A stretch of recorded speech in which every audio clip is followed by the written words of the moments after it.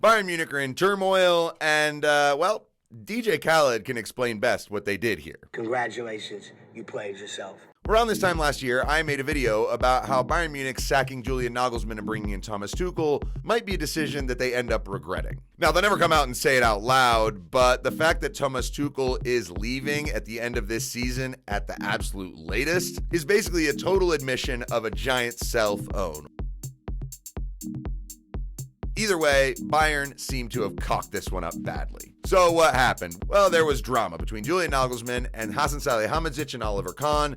They didn't really like each other. The higher-ups didn't really think the football was good enough. They didn't like that Nagelsmann was dating a journalist and going on a ski trip, and they were like, you know, we're at risk of losing all of these titles that we are currently in the hunt for. So what do? Well, they brought in Thomas Tuchel thinking he would consolidate all those and everything would go brilliantly. Apparently the Bayern brass thought that Tuchel would just have a repeat of what he did at Chelsea, come in mid-season, give the squad a tune-up, win the Champions League. It did not work out that way. I mean, they were knocked out of the German Pokal by Freiburg 2-1. They were dismantled 3-0 by Pep Guardiola's Man City in the first leg of their quarterfinal in the Champions League. The second leg was 1-1, which was basically them just not embarrassing themselves, but they were totally outclassed there. And they did go on to win the Bundesliga, but that was after multiple gifts from Borussia Dortmund. It's so funny. Right after Tuchel gets in, they played their Klassiker, Bayern against Borussia Dortmund, and Dortmund just completely implode. There's this absolutely hilarious goal. It was given as an own goal to Gregor Kobel. I think he whiffs it, and Dio Upamecano should have been given the goal for a pass from half field, basically.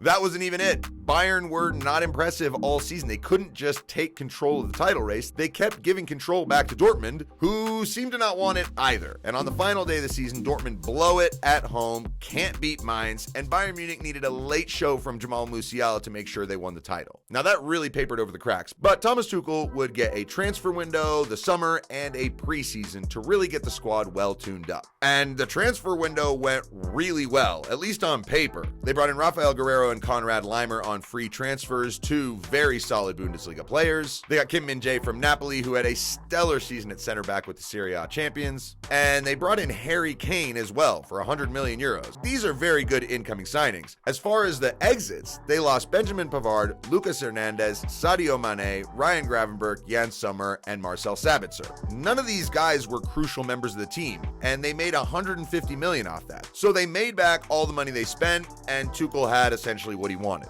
except one piece. So Tuchel wanted a number 6 in the image of what he wants. He didn't think that Joshua Kimmich could play the role of defensive midfield the way he saw it. And he really wanted Joao Palhinha from Fulham, and that deal, as Fabrizio Romano says, bad news because the deal is currently collapsing. That really was a bugbear for Tuchel. He went on for the next couple months just complaining about how he didn't have the guy in the position he wanted. But overall, good transfer window, and you would think, look, this team's going to be firing on all cylinders. Harry Kane started scoring goals right away. Everyone's like, oh wow, he's going to beat Robert Lewandowski's record that was set a couple years ago. But also, in Harry Kane's first match, the opportunity to win a title in his career, finally, they lose to RB Leipzig in the German Super Cup. All right, no one really cares about that trophy. What Bayern are going to be measured on is, do they win the Pokal? Do they continue to dominate the Bundesliga, which they've done for 11 years? And can they make a real deep run in the Champions League? And currently, all that is almost off the table. They got knocked out of the Pokal by Saarbrücken, who are a third-tier team I had never heard of before this happened. They lost the first leg of their Champions League round of 16 match to Lazio, who are really unimpressive. And so the second leg, I do think Bayern will overturn this. But I don't think they'll be able to beat any of the big teams. And then there's the Bundesliga. They're up against Bayer Leverkusen, who are basically perfect. And they just broke a record previously set by Bayern Munich for the Bundesliga team who has gone the most amount of matches unbeaten in a season in all competitions.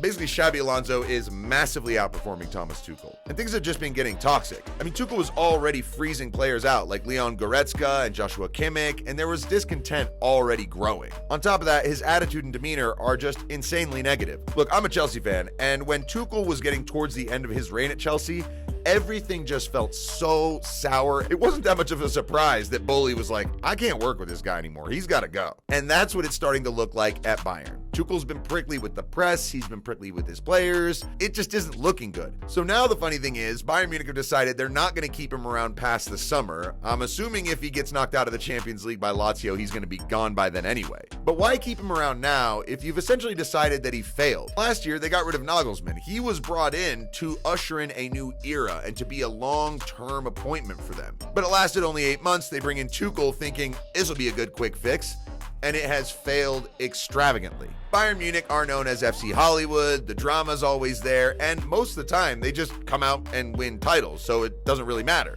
But considering their stranglehold on the Bundesliga of 11 straight titles is about to be broken, it's just kind of strange to have this guy here as a lame duck, and obviously if you're Julian Nagelsmann, you're probably laughing about this pretty hard. Well, at least until the Euros. We'll see how Nagelsmann gets on with that with Germany. It's going to be very interesting to see what Bayern Munich do this summer, how they rectify the situation, but also how the rest of the season's going to end. It's going to be fascinating, that's for sure. I'm Sebastian North. This is Campfire Football. Take it easy.